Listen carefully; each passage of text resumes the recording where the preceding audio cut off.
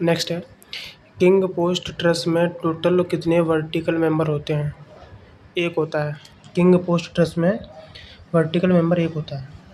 ईंट, इस्पात, सीमेंट, मसाले के साथ बनी चपटी छत रेनफोर्स्ड ब्रिक रूफ कहलाती है। ईंट के साथ, इस्पात के साथ, सीमेंट के साथ तो रेनफोर्स्ड ब्रिक रूफ कहलाती है, जो 3 मीटर लंबाई तक बनाई जाती है।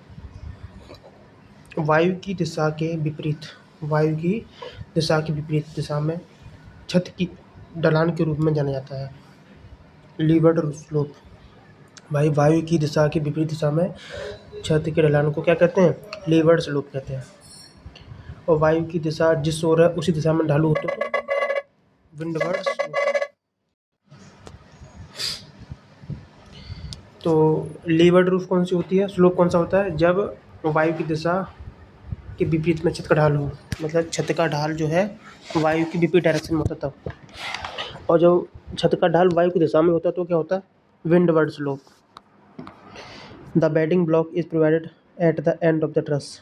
ट्रस के एंड पर एक बेडिंग ब्लॉक प्रोवाइड किया जाता है, उसे कहते हैं टेम्पलेट। क्या कहते हैं? टेम्पलेट। ढालू छत का निचला क्षैतिज किनारा। ढालू छत का निचला क्षैतिज किनारा जो प्राय दीवार से कुछ बाहर निकला रहता है, उसे कहते हैं ईवस। हायर पिच वाली छत जो होती है ना, वो अत्यधिक आवरण सामग्री उसके लिए जरूरत पड़ती है और वो वीक होती है। एक किंग पोस्ट ट्रस में दो लंबे इंक्लाइंड मेंबर होते हैं, प्रिंसिपल राफ्टर कहते हैं उनको। किंग पोस्ट ट्रस में दो लंबे लंबे इंक्लाइंड मेंबर को क्या कहते हैं? Principal rafter. प्रिंसिपल राफ्टर किसे बेस प्रदान करता है? पर्लिन को। भाई पर्लिन को सहारा कौन देता है? बेस कौन देता है? Principal rafter. पर्लिन किसे आधार प्रदान करता है? कॉमा, देखो समझो मेरी बात। देखो, प्रिंसिपल राफ्टर के ऊपर टिकता है पर्लिन, मतलब पर्लिन को सपोर्ट देने का काम कौन होता है? Principal rafter. ठीक है। और पर्लिन को आधार प्रदान करता है? कॉमन राफ्टर को। मतलब ऊपर रहे कॉमन राफ्टर, उसके नीचे पर्लिन, और पर्लिन के नीचे प्रिंसिपल राफ्टर, इस तरह से। नेक्स्ट है north light truss. North light roof truss का निर्माण उपयुक्त होता है कहाँ पर? इंडस्ट्रियल बिल्डिंग में। नॉर्थ लाइट ट्रस का दूसरा नाम है सो टूथ ट्रस। वर्कशॉप, मिल, गैराज, रेलवे, बस स्टैंड, यहाँ पर नॉर्थ लाइट ट्रस का उपयोग किया जाता है। पर्लिन को फिसलने से रोकने के लिए इसके नीचे छोटे लकड़ी के ब्लॉक्स लगा देते हैं, उसे क्लीट कहते हैं। क्या कहते हैं? क्लीट। नेक्स्ट, क्वीन पोस्ट ट्रस में वर्टिकल पोस्ट का शीर्ष हॉरिजॉन्टल मेंबर से कनेक्टेड होता है, उसे कहते हैं standing beam. Queen post truss में जो वर्टिकल पोस्ट का शीर्ष होता है ना, वो हॉरिजॉन्टल मेंबर से जुड़ा होता है, उसे कहते हैं स्टैंडिंग बीम। छत कैंची प्रदान किया जाता है जब स्पान होता है 5 मीटर से अधिक। भाई रूफ ट्रस कब देते हैं?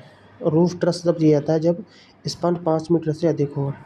और 6 मीटर स्पान तक कौन सी ट्रस यूज़ करते हैं? 6 मीटर के स्पान तक कौन सी ट्रस यूज़ करते हैं? सारी उठी जीवा ट्रस, ठीक, सीजर्स कैंचिनुमा ट्रस, किंग पोस्ट ट्रस। अब देखो, उठी जीवा ट्रस ऐसी होती है, सीजर्स ट्रस ऐसी होती है कैंचिनुमा, ठीक, और किंग पोस्ट जानती हो तुम ऐसी होती है। 10 मीटर पार्ट तक कौन सी ट्रस देते हैं? ये देखो फिंक ट्रस ऐसी है, फिंक। और ये उभरी फिंक ट्रस है, और ये पंखी फिंक ट्रस है, सबको दिया जाता है। वह ट्रस जो अपने भद्देपन के कारण अप्रचलित है। सबसे घटिया ट्रस कौन सी होती है? मैnsard रूफ। मैnsard ट्रस में कितने पिच होते हैं? 2। अपर पिच 30 से 40 डिग्री का होता है, लोअर पिच 60-70 डिग्री का होता है। The opening provide in sloping roof with its top parallel to the roof surface. ये कह रहा है, एक ढालूदार छत होती है ना, ढालूदार छत के टॉप पर एक ओपनिंग, खुला हुआ स्थान छोड़ देते हैं, ठीक है, जो रूफ सरफेस के पैरेलल होता है टॉप के, उसे कहते हैं स्काई लाइट विंडो।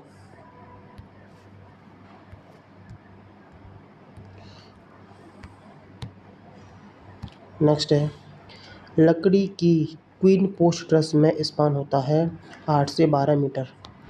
छत में एक कमरा प्रोवाइड कराने के लिए कौन सी ट्रस यूज़ करते हैं? ट्रंकेटेड।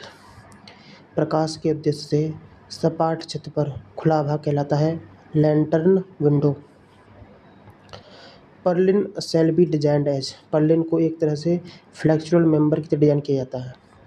चादरों को सहारा देने और जो अवयव रिज के समानांतर और तथा प्रिंसिपल राफ्टर के ऊपर लगा जाते हैं तो वो पर्लिन होता है। मतलब चादरों को सहारा देने के लिए और जो अवयव रिज के पैरेलल लगा जाते हैं तथा प्रिंसिपल राफ्टर के ऊपर लगा जाते हैं वो होता है पर्लिन। मतलब चादरों को सहारा कौन देता है? पर्लिन देता है।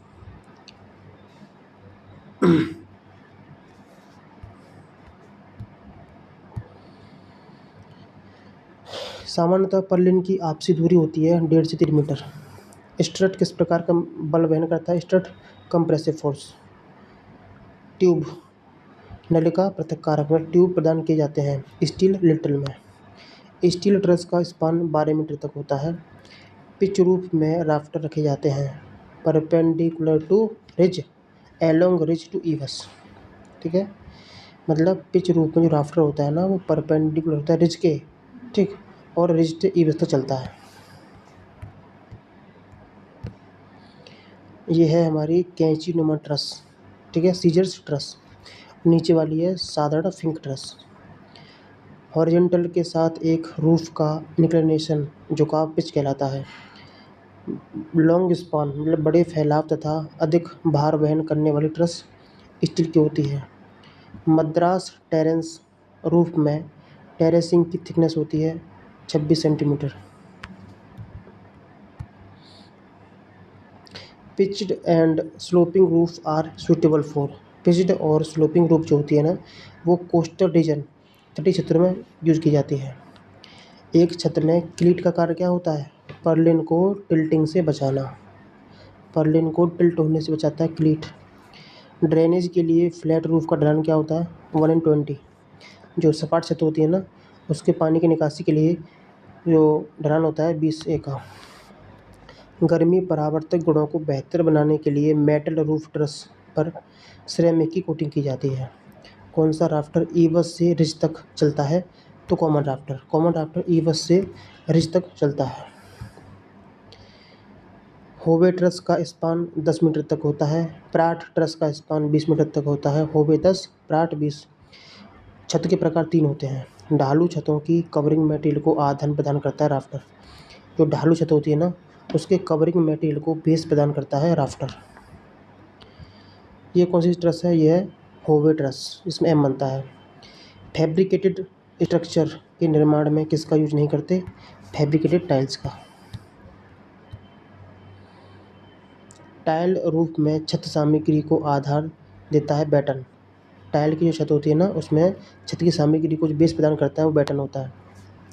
द हॉरिजॉन्टल वुडन और स्टील मेंबर, एक हॉरिजॉन्टल लकड़ी का स्टील का मेंबर होता है जो सपोर्ट करता है कॉमन राफ्टर को। ठीक है, जब स्पैन बहुत बड़ा होता है तो वो होता है पर्लिन। कुल मिला के कॉमन राफ्टर को सपोर्ट कौन देता है? पर्लिन। दीवार की सतह से बाहर छत के प्रोजेक्शन वाले हिस्से को कहते हैं ईवस। दीवार की सतह से बाहर छत के प्रक्षेपण मतलब प्रोजेक्शन वाले हिस्से को कहते हैं ईवस। ये कौन सी ट्रस है? ये नॉर्थ लाइट रूफ ट्रस है, एक तरफ झुकी हुई रहती है। यह है हमारी शेड रूफ। कैसी है? Shed roof. ये तितली ऐसी है बटरफ्लाई रूफ। यह है बो स्ट्रिंग ट्रस और नीचे वाली ट्रंकेटेड ट्रस। यह है लैटिस रूफ ट्रस और लास्ट वाली है डबल होवे। आराम से देख लेना, याद कर लेना। नेक्स्ट है ये होवे, ठीक, होवे ऐसी होती है। बीच वाला कटा हुआ है ये फिंक ट्रस है, फिंक। ये होगी डबल फिंक ट्रस। ये प्राट मैंसर्ड रूफ ट्रस हो जाएगी, मैंसर्ड। अंत में हिप रूफ। नेक्स्ट है इधर दो तरफ ढलान उधर दो तरफ ढलान बीच में ब्रेक, इसे गैम्ब्रल है, गैम्ब्रल रूफ। ये है मैंसर्ड रूफ, बीच में फ्लैट चारों तरफ ढलान, मैंसर्ड। दिमाग खराब हो गया सारा। अगला क्वेश्चन है रेसिडेंटल बिल्डिंग जो होती है वो किस क्लास की बिल्डिंग होती है? क्लास ए में आती है वो। ठीक है, रेसिडेंटल बिल्डिंग में किचन होता भी और नहीं भी होता है, ठीक है, याद रखना। एजुकेशनल बिल्डिंग, एजुकेशनल बिल्डिंग किस कैटेगरी में आती है? तो ये हो जाएगी क्लास बी। ठीक है, एजुकेशनल बिल्डिंग क्लास बी में आती। ट्रिक क्या थी? एजुकेशन शिक्षा, शिक्षा मतलब BA पास करते हैं तो बी क्लास बी में आ जाएगी। अब यहाँ पर एजुकेशनल बिल्डिंग कौन सी होती है वो देख लेते हैं। लाइब्रेरी हो गया, व्याख्यान कक्ष हो गया, स्कूल हो गया, लेबोरेटरीज हो गया, ठीक, लेबोरेटरीज, यूनिवर्सिटी, सारी बिल्डिंग्स जो होती हैं ना, ये होती हैं भाई एजुकेशनल बिल्डिंग। नेक्स्ट है ऑर्गेनाइजेशन बिल्डिंग्स, संस्थागत जो होती हैं क्लास सी की। जो ऑर्गेनाइजेशन बिल्डिंग होती है ना संस्थागत, वो क्लास सी में आती हैं। इनमें से किस बिल्डिंग को संस्थागत बिल्डिंग में माना जाता है? ऑर्गेनाइजेशन वाली बिल्डिंग कौन सी होती हैं? हॉस्पिटल, जेल, ठीक है, अनाथालय, पागलखाना, आश्रम, ठीक है। हॉस्पिटल, जेल, अनाथालय, पागलखाना, जेल, ठीक है, ये सारी होती हैं।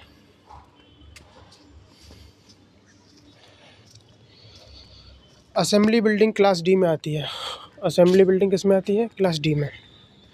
Next stadium. अब देख लेते हैं असेंबली बिल्डिंग कौन सी होती हैं।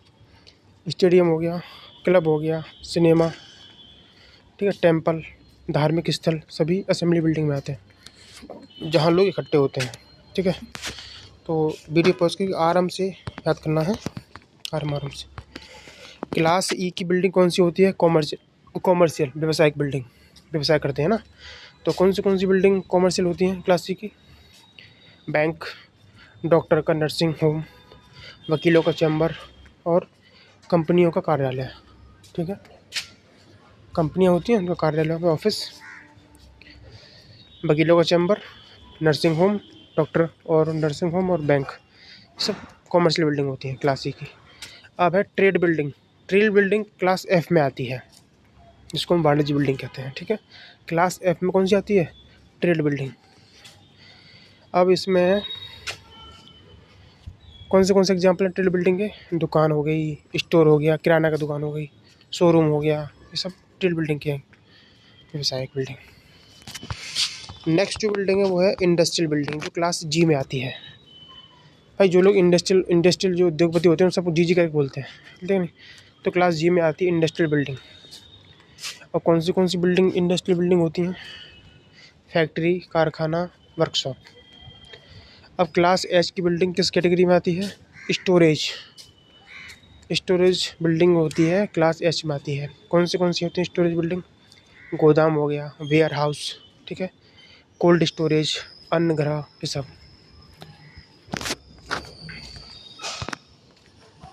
नेक्स्ट अब है रिस्की बिल्डिंग्स, जिसको हजार्डस बोलते हैं। रिस्की या हजार्डस बिल्डिंग्स जो होती हैं वो कौन सी होती हैं, ठीक है। देखो तो ये क्लास आई में आती है, इसमें जोखिम भरी सारी चीज़ें होती हैं, एक्सप्लोसिव, ठीक है। तो इसमें जैसे एक्सप्लोसिव जैसी चीज़ें होती है ना, एक्सप्लोसिव हो गया, डीजल, पेट्रोल, बारूद, ये सब all these are hazardous materials.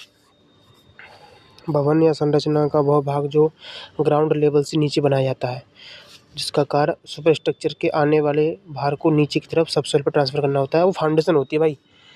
Simple C language, foundation होती है, ठीक है। ग्राउंड लेवल और फ्लोर लेवल के बीच में डालते हैं प्लिंथ लेवल। ग्राउंड लेवल और फ्लोर लेवल के बीच का जो वर्टिकल डिस्टेंस होती है वो कुछ तरह कहलाती है। नेक्स्ट है जो प्लिंथ लेवल होता है ना, उस प्लिंथ लेवल के ऊपर सीमेंट, कंक्रीट या डीपीसी जो लेयर लगाते हैं ना कुछ चौड़ाई पर, उसी को डीपीसी कहा जाता है। प्लिंथ लेवल के ऊपर सीमेंट, कंक्रीट या सील्ड रॉक मसाले के प्रयोग से दीवार की पूरी चौड़ाई पर डाली जाती है परत, उसको डीपीसी कहा जाता है। Dam proof course. डीपीसी की थिकनेस क्या होती है? 2 से 2.5 सेंटीमीटर मोटी होती है। दीवार के खुले भागों को पाटने और ऊपर से आ रहे भारों को सबसॉइल पर ट्रांसफर करने के लिए बनाई गई हॉरिजॉन्टल बीम लिंटर कहलाती है। क्या कह रहा है? दीवारों के खुले भागों को पाटने और ऊपर से जो लोड आ रहा है उसको सबसॉइल पर ट्रांसफर करने के लिए एक हॉरिजॉन्टल बीम डालते हैं, उसे कहते हैं लिंटर।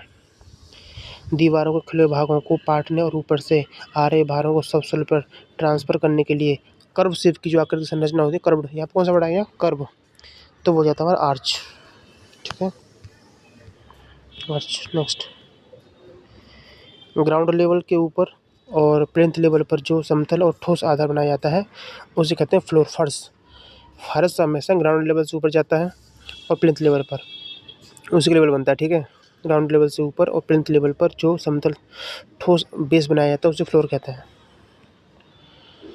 भवन में रहने वालों को वायुमंडलीय प्रभावों जैसे वर्षा, धूप, ठंड आदि से बचाने के लिए दीवारों पर जो कवरिंग मटेरियल डालते हैं उसे रूफ कहते हैं।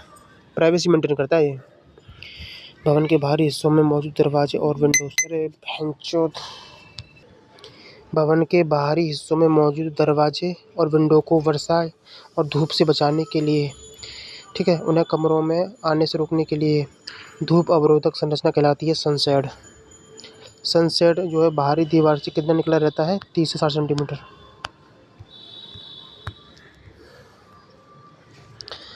भूमि तल से नीचे या आंशिक रूप से नीचे की तरफ बनाई गई मंजिल बेसमेंट कहलाती है।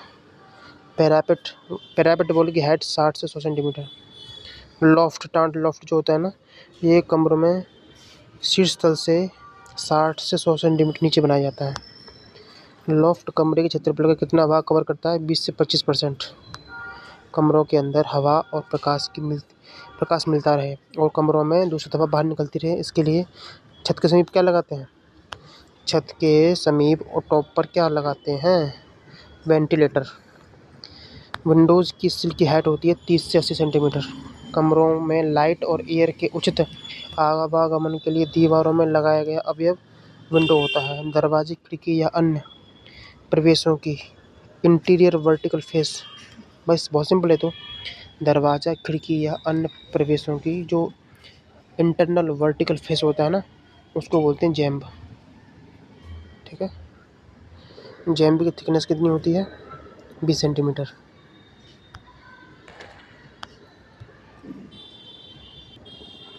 नेक्स्ट है, भवनों की छत तल पर बाहरी हिस्से में मौजूद दीवारों की बाहरी फलक पर कुछ रद्दे बढ़ा दिए जाते हैं, उसे कोरबेल कहते हैं। भवनों की छत तल पर बाहरी हिस्से में मौजूद दीवारों की बाहरी फलक पर कुछ रद्दे बढ़ा दिए जाते हैं छत के तल, उसे कहते हैं कोरबेल। कॉर्निस, कोरबेल, कॉर्निस, कॉर्निस कहते होंगे यार उसको, कॉर्निस ही है। कॉर्निस में रद्दा कितना बाहर निकल रहता है, 5 सेंटीमीटर। नीचे देखो कॉर्निस दे रखा है चित्र। दरवाजे, खिड़की की चौखट से सटी, दरवाजा और खिड़की की जो चौखट है उससे सटी दीवार के बाहरी हिस्से में बढ़ा हुआ भाग रिवील कहलाता है, रिवील।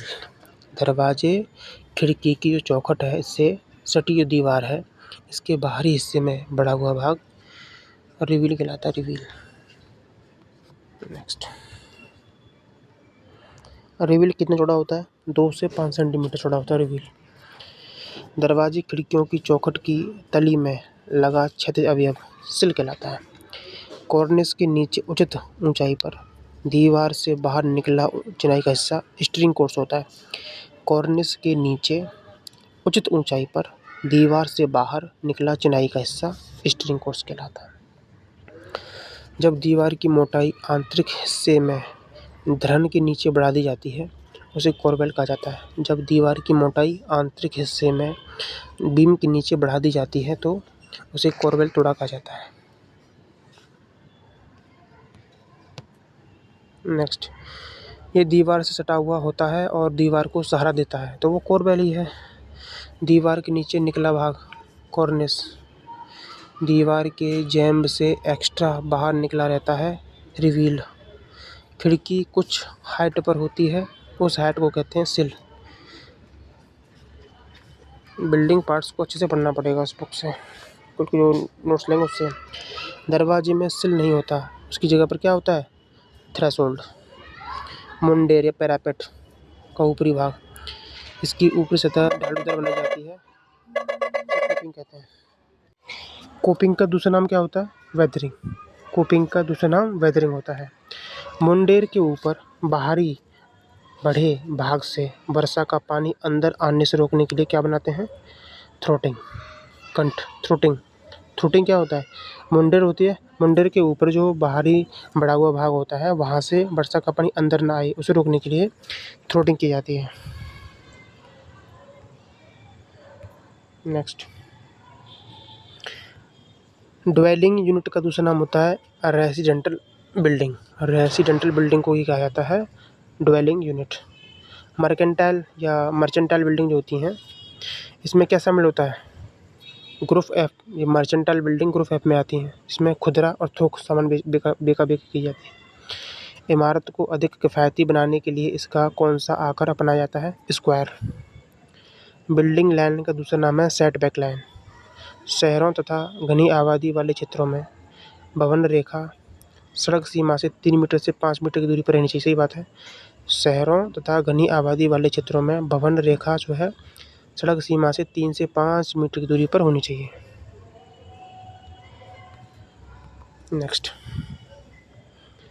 एक प्रक्षेपी या प्रोजेक्टेड पत्थर जो आमतौर पर छत कैंची, धरन, मौसमी छज्जा के लिए आधार प्रदान करने के लिए काम आता है, उसे क्या कहते हैं?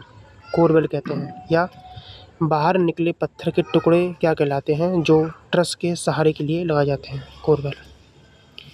यहाँ पर चित्र में दिख रहा है ये थ्रोटिंग है। थ्रोटिंग बोलते हैं इसको। एक गलियारे या बैठने की जगह के रूप में रेलिंग सहित क्षैतिज प्रक्षेप को कहते हैं बालकनी।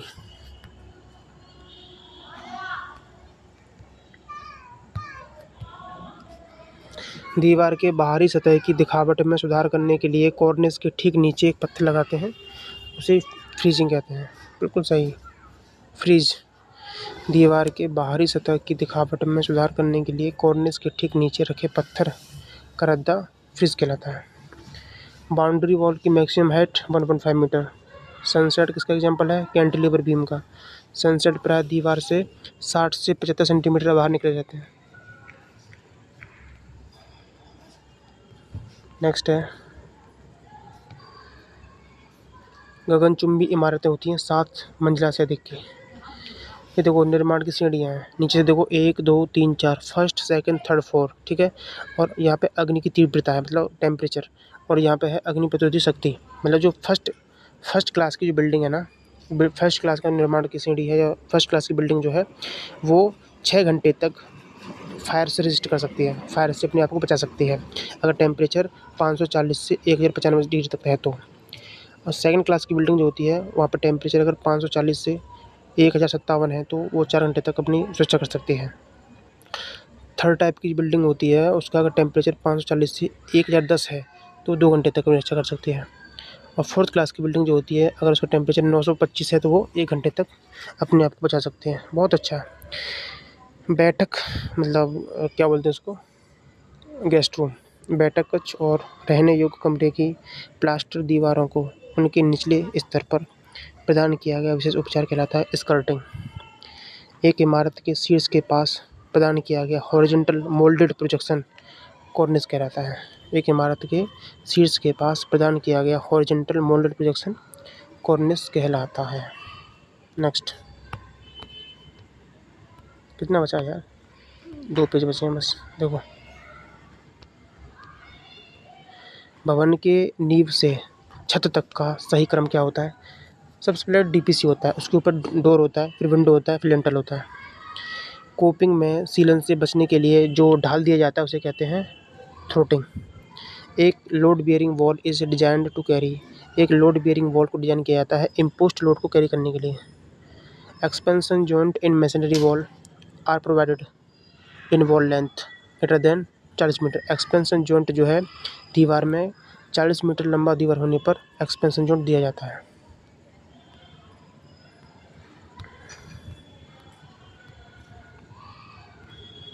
इमारत का भाग जो जमीन से ऊपर है और जो वांछित उद्देश्य की पूर्ति करता है उसे कहते हैं सुपर स्ट्रक्चर।